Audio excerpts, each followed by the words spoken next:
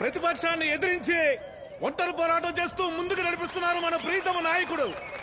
నటులు పాలిస్తారన్న భ్రమలో పడకుండా మనమంతా నమ్మకంతో ఆయన వెంటే ఉంటే అక్కడ ఎర్రకోట చెల్లా చెదురవుతుంది. ఇలాంటి పరిపాలన కొనసాగిస్తున్న ప్రధానమంత్రి రాజీనామా చేయి, రాజీనామా చేయి.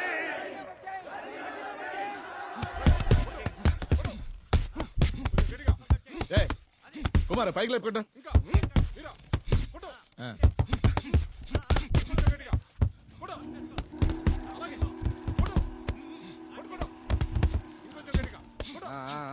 అప్పటికట్టి తీసుకో. నన్ను నేర్పి యాడ్రా వాడు ఇంకా రాలేదండి, ఆలస్యం అవుతుందా?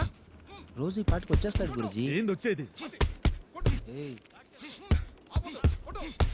చేతిని స్టిప్ గా నిలబెట్టరా, నిలబెట్టు. అంతే. చేతిని ముందుకు సాగదీరా. మునీరు చేస్తూ ఉండు. వస్తాడా రాడా?